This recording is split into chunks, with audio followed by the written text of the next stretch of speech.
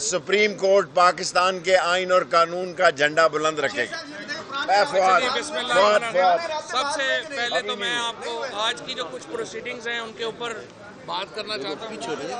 सबसे पहले अच्छा जी, सबसे पहले जो आज ये सुबह जो आगाज़ हुआ, सबसे पहले हुकूमत के 3 बुनियादी चीज़ें थी जो इन 2 दिनों में मीडिया में ज़्यादा चला। सबसे पहले तो हमने सुना कि हुकूमत ने बाइकआउट कर दिया है। आज सुबह जब अटॉर्नी जनरल पेश हुए, उनके साथ फारूक नायक पेश हुए, उनके साथ अकरम शेख साहब पेश हुए, तो अदालत ने उनसे एक स्पेसिफिक सवाल पूछा कि हम तो मीडिया में पढ़ रहे हैं कि आपने बाइकआउट कर दिया है, तो अब आपकी क्या पोजीशन है? और तीनों ने ये कहा कि नहीं सर, ये मीडिया ने गलत रिपोर्ट किया है, हम तो बाइकआउट नहीं कर रहे, हम तो बड़ा एहतराम करते हैं जजेस का। और उसके बाद जज साहब ने कहा कि अलामिया पढ़ लें, और उन्होंने कहा नहीं अलामिया भी ना पढ़ें, उसको छोड़ें, आप जो है वो हमारे आर्गूमेंट सुने और हमारे कुछ आर्गूमेंट्स हैं। सो पहले इन 2 दिनों में या 3 दिनों में हुकूमत ने जो पोजीशन ली थी मीडिया के ऊपर कि हम बाइकआउट कर रहे हैं, ये हुकूमत उससे पीछे हट गई। उसके बाद ड्यूरिंग दी आर्गूमेंट्स उन्होंने कहा कि जी जस्टिस फायज़ ईसा साहब का जो फ़ैसला है उसके ऊपर जो सर्कुलर आया है रजिस्ट्रार साहब का वो दुरुस्त नहीं है, तो आप ये मुकदमा होल्ड कर दें। और तीसरी पोजीशन उन्होंने ये ली कि नहीं जनाब, आप इसके ऊपर फुल कोर्ट बना दें। तो फिर जज साहबान ने ये सवाल पूछा अटॉर्नी जनरल साहब से कि आप बताइए, पहले अपना जहन क्लियर करें कि आप चाहते हैं कि ये मुकदमा पोस्टपोन कर दिया जाए या कि हम फुल कोर्ट बनाएं। उसके बाद अटॉर्नी जनरल साहब ने कहा कि उसके बाद खैर उनको जवाब नहीं आया कि मैंने फौरी तौर पे क्या बात करनी है। अटॉर्नी जनरल बड़ा आई मस्ट से बड़ा पढ़ा लिखा और बड़ा प्रोफेशनल लॉयर है and I have a huge respect for him, लेकिन उसको हुकूमत ने फंसा दिया एक ऐसे इन सारे लोगों ने एमको ने पीछे मिलके उस अटॉर्नी जनरल को, और ऐसे ही बेचारा जो है उसको इतना जगहों के ऊपर मुश्किल सवाल है, उसको जवाब नहीं पता चल रहा। उन्होंने कहा आप एक तरफ कह रहे हैं कि आप मुकदमा ना सुने, दूसरी तरफ कह रहे हैं जी आप मुकदमा सुने और फुल कोर्ट बना दें।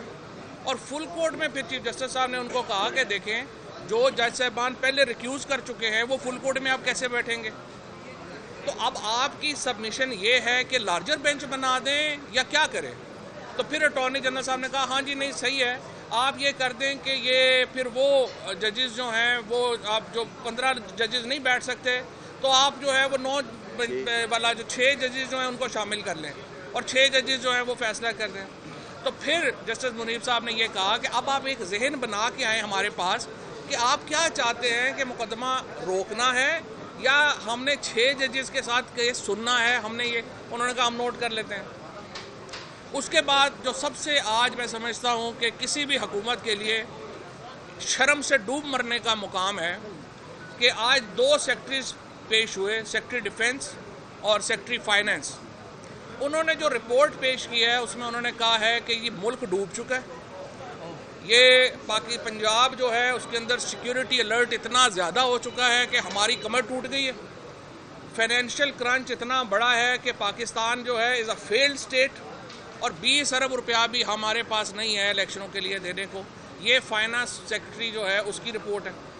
और सेक्रेटरी डिफेंस साहब ने आके बताया है कि हमारा मुल्क जो है वो बिल्कुल ही इतना बनाना रिपब्लिक है और इतना हम सिक्योरिटी के लिए जो है वो हमारा मुल्क ख़त्म हो चुका है, जिसमें कोई सिक्योरिटी है ही नहीं किसी की, कि यहाँ इलेक्शन जो है वो होने बड़े मुश्किल है।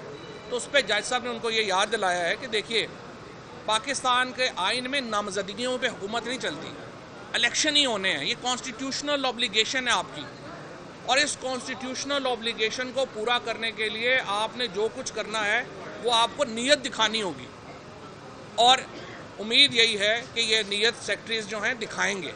ये जो आज बयानात दिए हैं ये बुनियादी तौर के ऊपर मेलाफाइडेज हैं, बदनीयती के ऊपर मबनी बातें हैं। और कोई भी हुकूमत, मैं इस हुकूमत में भी हैरान हूँ, कोई हुकूमत क्या पब्लिकली एडमिट करेगी कि हम एक फेल्ड स्टेट है और हमारा जो है कोई मुस्तकबिल नहीं है? और फिर अटॉर्नी जनरल साहब ने कहा है कि जी नहीं, अगर पूरे मुल्क में इकट्ठे हो जाएं, तो उस पर चीफ साहब ने कहा कि इकट्ठे होने में सबसे बड़ी रुकावट तो फेडरल गवर्नमेंट ही है। आप फेडरल गवर्नमेंट करवा दें इलेक्शन जो करवाना चाहते हैं। इनका कोई आर्गूमेंट नहीं है, कोई दलील नहीं है, सिर्फ नामजदगियों के ऊपर हुकूमत चलाना चाहते हैं। और मैं आखिर में जो हमारे लॉयर्स के साथ आज जो इस्लामाबाद पुलिस ने बदतमीज़ी की, जिस तरीके से इस्लामाबाद को गज़ा बना दिया गया, वकला को अंदर आने से रोका गया, मीडिया के लोगों को अंदर आने से रोका गया, मैं इसकी शदीद मज़म्मत करता हूँ। फ्रांस में 35 लाख लोग जो हैं प्रोटेस्ट कर रहे हैं, किसी के ऊपर कोई तकलीफ़ नहीं है।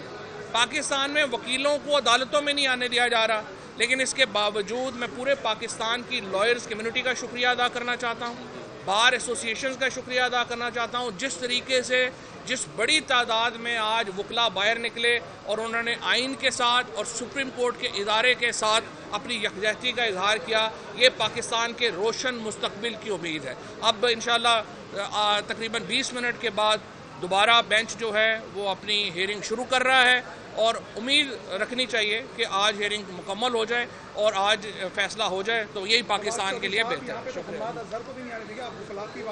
हाँ, बिल्कुल, किसी को भी नहीं आने दिया गया। नहीं, मोहसिन शाहनवाज रांझा साहब जो हैं उनके साथ 40-50 उनको आने दिया, हमारे वकला को रोका है, हमारे वकला यार ये एहतजाज से डरते हैं, ये लोग सारे जो हैं ये इस वक्त ये जो हुकूमत में बैठे हुए हैं ये लोगों से खौफजदा हैं, ये तो बाहर बैठ के जाके खाना नहीं खा सकते, ये लोगों को कहाँ फेस कर।